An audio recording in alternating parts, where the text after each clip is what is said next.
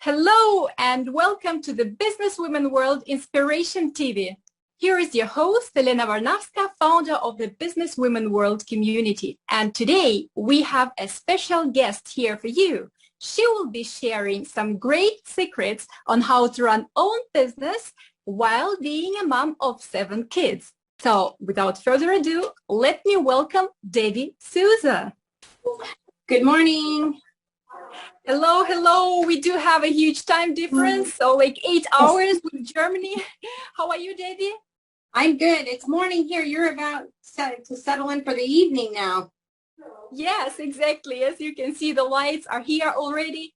So, but thanks to the internet, we are connected, and I'm really happy. When I saw what you are doing and how you are doing things, I thought you are a must to be invited to the Businesswoman World Inspiration TV. And just let me quickly introduce Debbie. She's an insurance agent. She's running her company. And she's a mom of 7 kids. And for many women, it's a huge challenge to be running own business and juggling all those things with the family. So I think Debbie has tons of secrets to share here today with us. And I'm giving the word to Debbie. So I have to preface it with 7 sounds like a lot, but there are not 7 toddlers or 7. It's not like the 7 dwarves following me around. I have 3 adult children who are very helpful.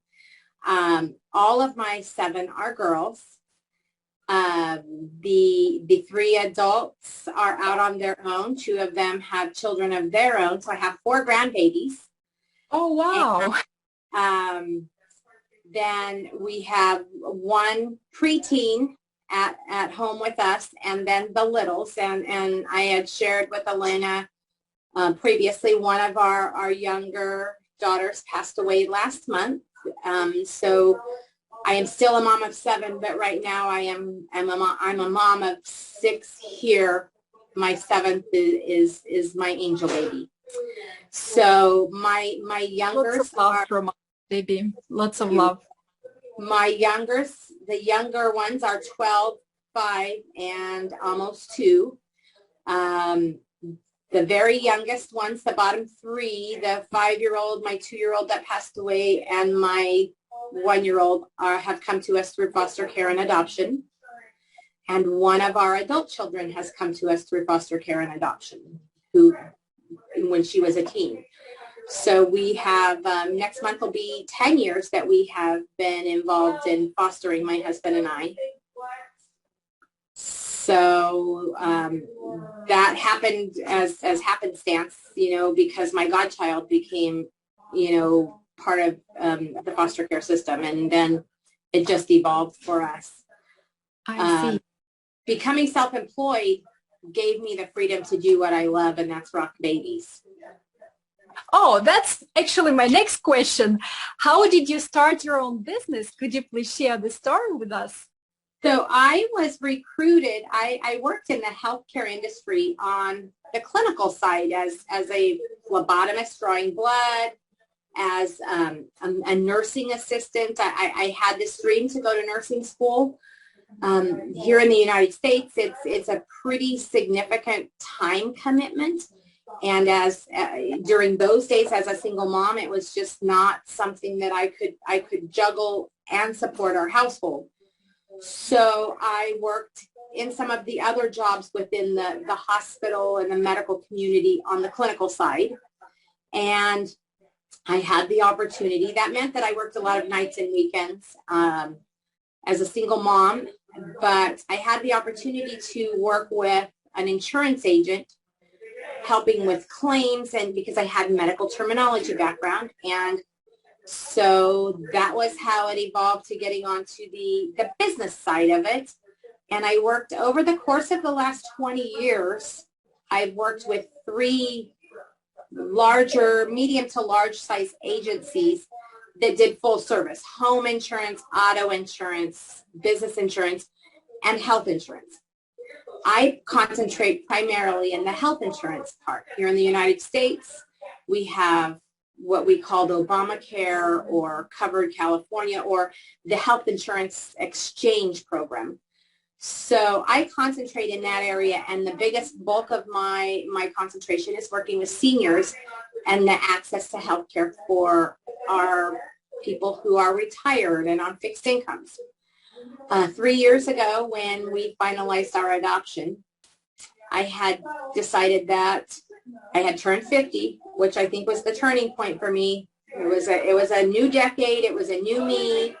I'd attended a couple of really great personal and professional development conferences. I was, gobbling up every book I could in the professional development space.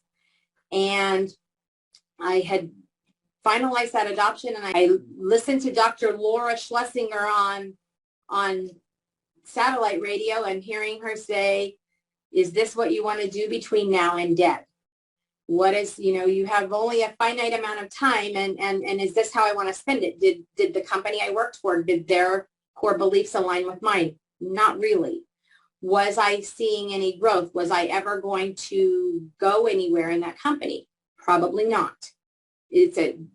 Many of the insurance agencies here are man-based, and only men sell and women are the secretaries. And so I wanted to not be part of that mold.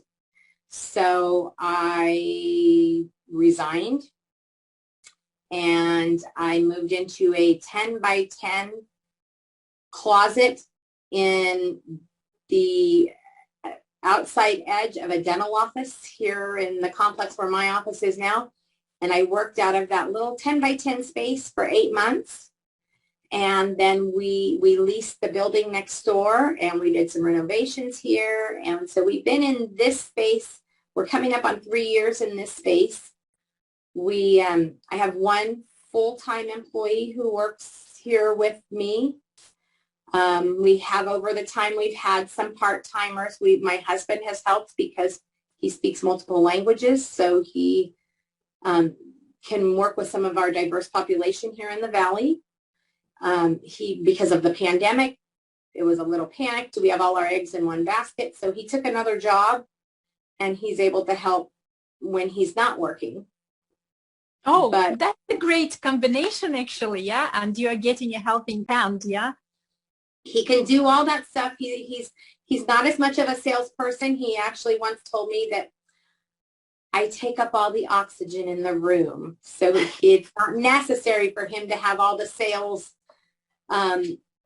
He's not as outgoing. He's much quieter than I am. And so he leaves it up to me to do the sales pitch stuff. He's more of here's the nuts and bolts, and pricing is this. And he's very happy that I can put a calendar up on the wall at home, and he knows exactly what we all have to do for the week. And he's not one for wanting the limelight, so to speak. He's one that says, here's my list. Where's my list of tasks? I'll go for it. And so that combination for us works really, really well, because I like to be in charge. Thank you for sharing. And my next question is actually, how do you manage to run family and business to juggle all that? So I took a picture of the command central at my house, and it looks like this. This is on the wall, my house. We do a calendar. It's the dry erase pens, and we do a calendar, and each person in the house has a different color. I think when I took this picture, I had only put one of my kids' activities on there, and she has all these green ones, so she's the busiest one as a preteen. I try to make sure that we meal prep, so they all know what we're going to eat. Oh, that's a great tip, actually. Yeah. So I had written on it, the menu in Mom's Kitchen, and I used to write, you will eat it and you will like it. But someone went back and erased that and wrote, eat at your own risk. So when I do this on the weekend, what it does for me is helps. I've decided what we're going to eat each night. And we call one night leftover or the fridge clean out night. And that means that we're eating all the leftovers to get, the stuff that is stacked up. My kids love to eat breakfast at dinner time, and we call it upside down night. Sometimes I have other meetings that I have to attend to, so it's sometimes the make your own night. That's where the kids get to eat some of the frozen foods that are garbage in the microwave, and nobody's going to get on them about it. But I can then take this list and I have a little book, and I can make that list, and then on the other side I can do my produce and my dairy and each of the things when I go to the store, and I can kind of inventory what I have for these meals and what do I need to add from the store, so I don't overbuy stuff. That way I'm not buying duplicates of canned goods or things that will expire because I already have it. So it saves on my grocery bill that way. And so meal planning, then it makes, everybody knows what we're going to eat, and it's easy to get. My 12-year-old is putting a pork loin in the crock pot as we speak. So we will have some chili verde tonight with some homemade tortillas. But when I get home, it'll all be ready. Awesome. That's awesome. So really organized and getting helping hands. Yeah. Yep. And this is and this is not a plug. These people do not pay me. This is the Passion Planner. This, I tab all my months. I sticker like crazy. Oh, it looks so colorful. I sticker like crazy each person in my family. Again, just like my command central at home, each person has a color, a highlighter color, and I highlight green for my work stuff is green, and those are items that actually make money. Those are appointments that are actually going to bring revenue.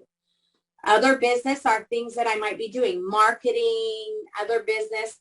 And then I have personal appointments. I might have a doctor's appointment. I may someday get a hair appointment again. Hopefully, yeah, after Corona quarantine. In a year, and my gray hairs are really, really out there.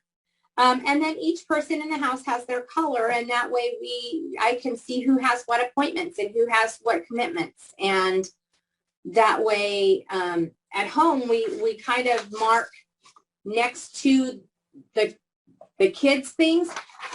Dad is orange because he worked for Home Depot for a really long time, so their color is orange. So if you have an orange dot next to your activity, that means Dad's going to drive you. If you have a purple dot next to your activity, that means Mom's going to drive you.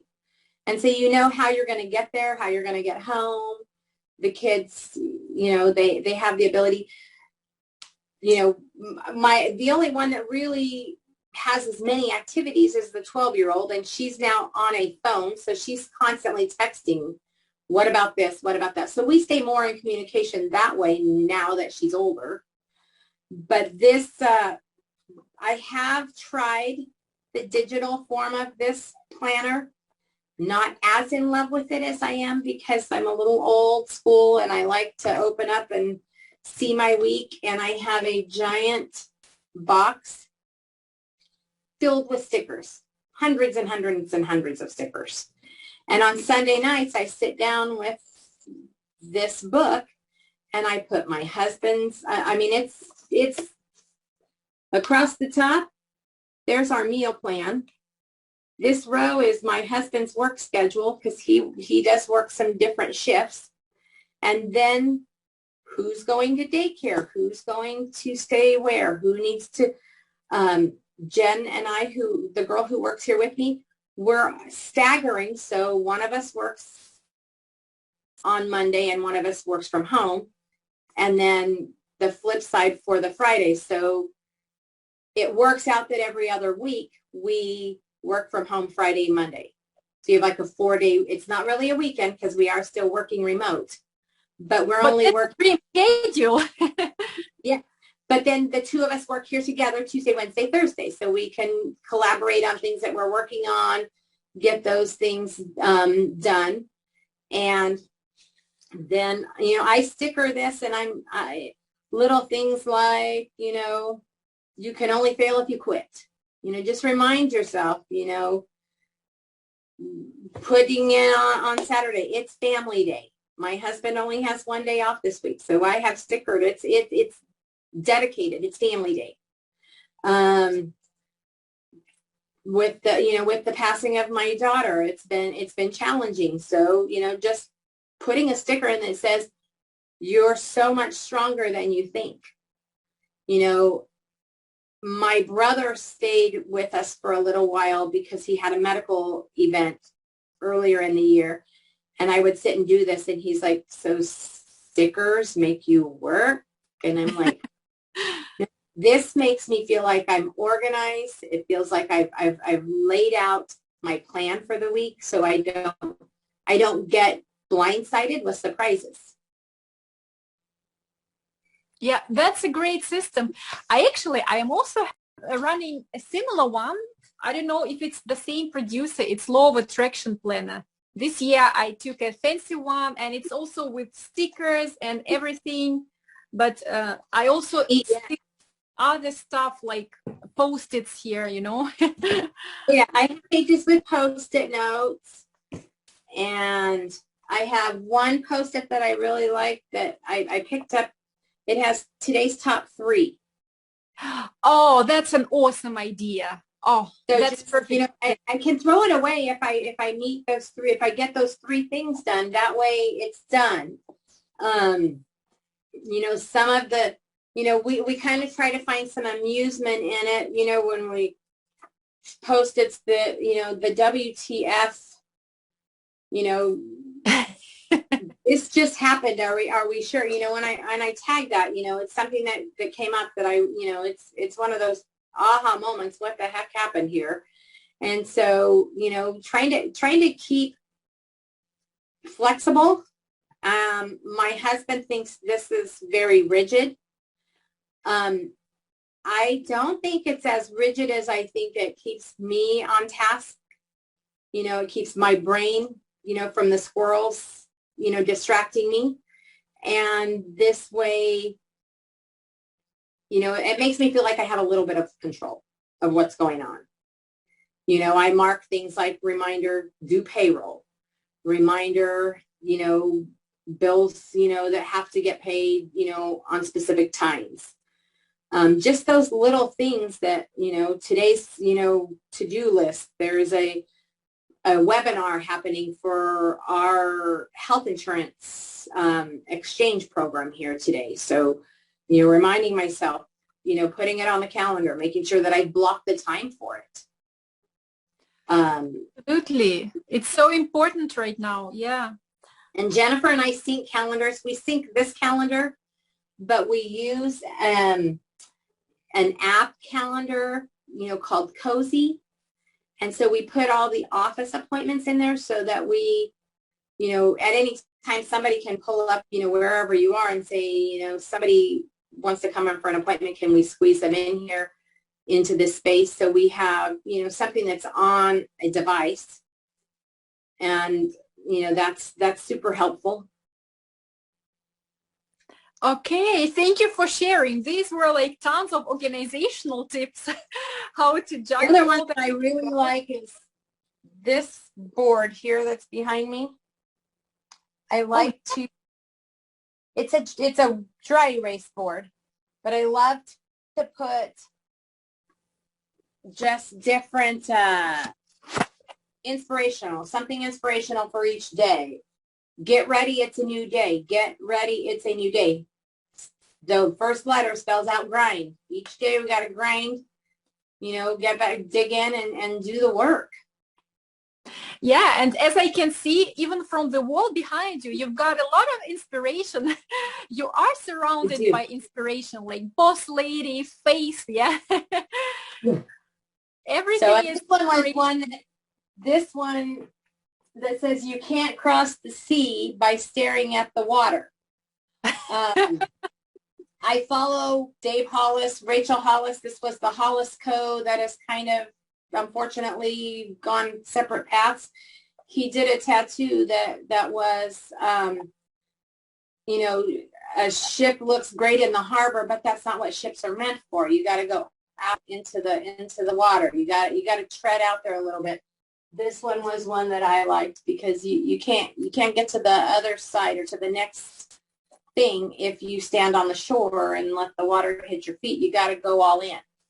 And so That's absolutely true. So, and it was a big jump to become self-employed and you know, give up the security that I had. And so I'm blessed beyond measure that it is, you know, it has been successful. It's been a great ride, and we want to continue that way. And we try to, you know, do it without incurring debt. So that oh when part of yes, my, you know, operating a business on, you know, on a debt-free scale is, you know, it's difficult, especially with a startup business.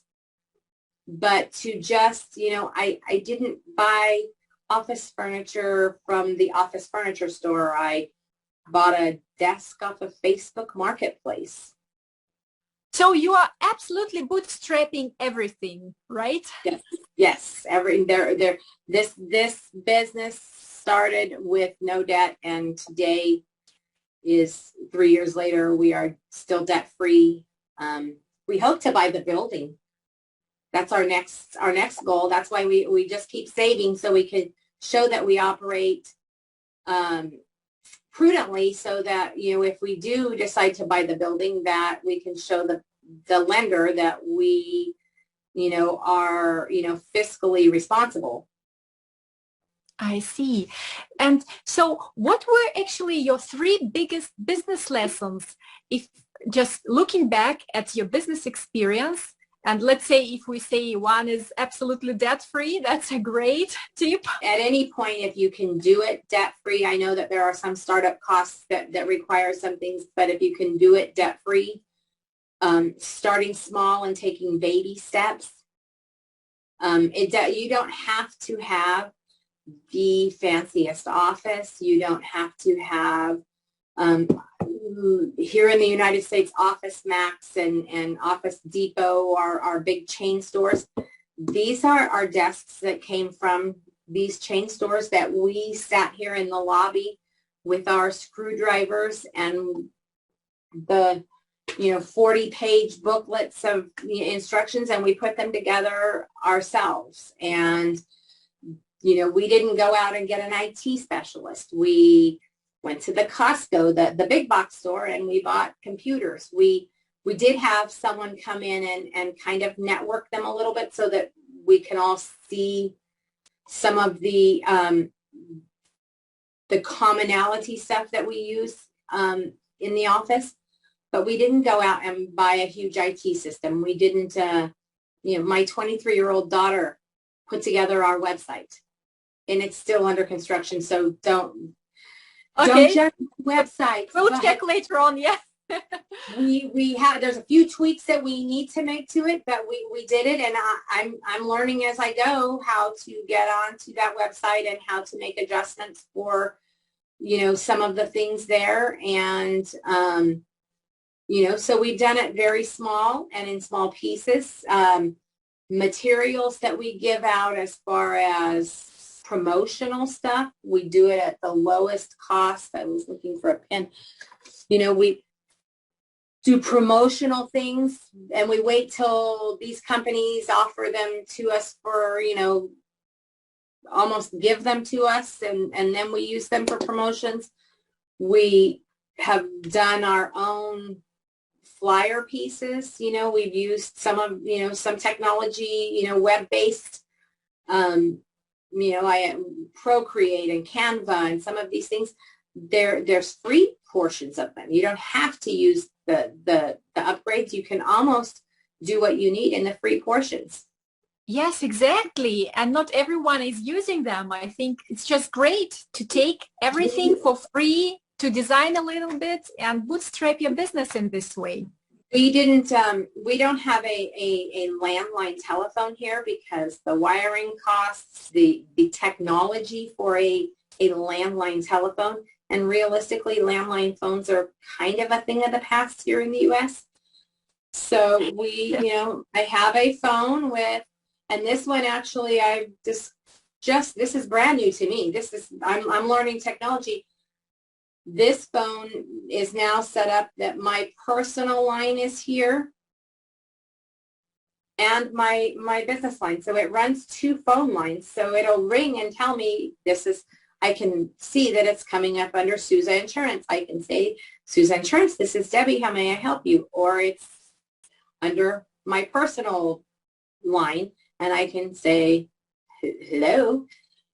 That's a great trick, actually, especially. So I don't have to, I used to carry two phones. Now I only have to carry one. Yes, that's great. And what is number one thing every single starting out business lady should do?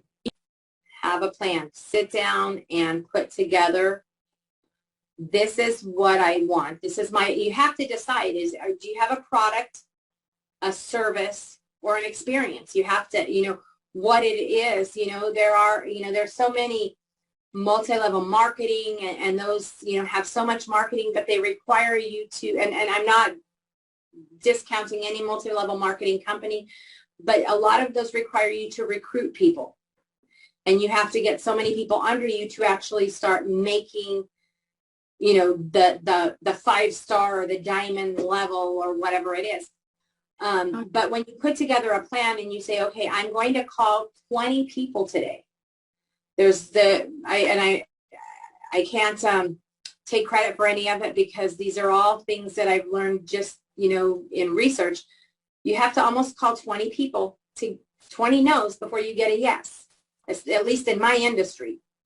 You're making calls, you're continually talking to people, you're always listening to people. I go to the doctor's office and you're sitting there and they're saying, well, my insurance didn't cover this. Well, here's my card if you ever want some help to decide that. You want to explore your options, let me know. Word of mouth. When you do a great thing in my industry, if you do a great thing for your client, they'll tell 2 or 3 people. If you mess up, they're going to tell 10. Oh, yes, that's true. The negative spreads a lot faster than the positive. So you have to make sure that you're doing, more good. And I think, really sitting down and having a plan. Okay, in 30 days, I want to be doing, I want to add, when I do my planning, I want to add 10 new clients this quarter. That doesn't seem like a lot, but with the enrollment periods and kind of some of the guidelines, 10 in a quarter is good. During the last quarter of the year, we can say 10 a month because there's different enrollment periods. So you can adjust that, but you look at each month, you look at each quarter, and and then you look back and say, okay, did I hit that goal? Did I not? What do I change to make that goal? But putting that plan, putting something in a plan to start with, but really knowing, what do you offer? Do you offer an experience? If you have a bakery, you have a product, that's your baked good. You have a service because you're providing it in a clean fashion with, great taste. But it's the experience when someone comes into your shop. Is the experience pleasant, that you would have repeat customers or that they would tell their friends? So, identifying your product, your service, and your experience, kind of, then as you break that down, then you price that and you're able to, make the decision as to what the cost, and where the value is. Is the value in your product? Is your donut so amazing? Or is it in the donut shop is this great place to sit and, have coffee and play on your devices and just get away from your kids for 10 minutes. So I think we are enjoying a free business consulting session with you right now. Marketing, organizational skills, and business consulting as well. Thank you. Thank you so much for sharing. Thank you. I'm so excited. the last question I have is actually, do you have any specific recipe for business success? I think the biggest recipe for business success, let me see if it's up here. It's not.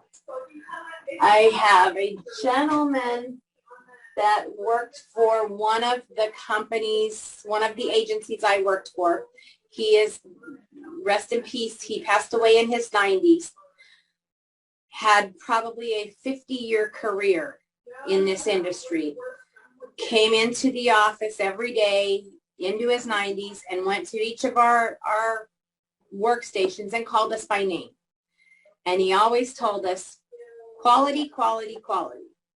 If you tell someone you're going to do something, you do it. If you promise a good or a service or something, you make good on it. You shake people's hand with a good firm handshake, and you look them in the eye when you talk with them. Always those three quality, that makes quality, quality, quality. And when people place their trust in you, that's the biggest recipe in my industry. That's the biggest recipe for success is people place their trust. This is their healthcare. This is, when, especially we're in a pandemic, people have health issues. Being able to, place their trust in someone who really has their best interest at heart. Oh, that's an awesome recipe. And I think it actually works perfectly well in any industry. It's a unique recipe. Thank you so much for sharing it. Thank you so much. So this was Debbie Souza with great tips on how to run own business while having kids. I'm going to put some contacts of Debbie, and you can contact her just below our interview. So keep an eye on that and see you next time. Yeah. Bye-bye, everyone.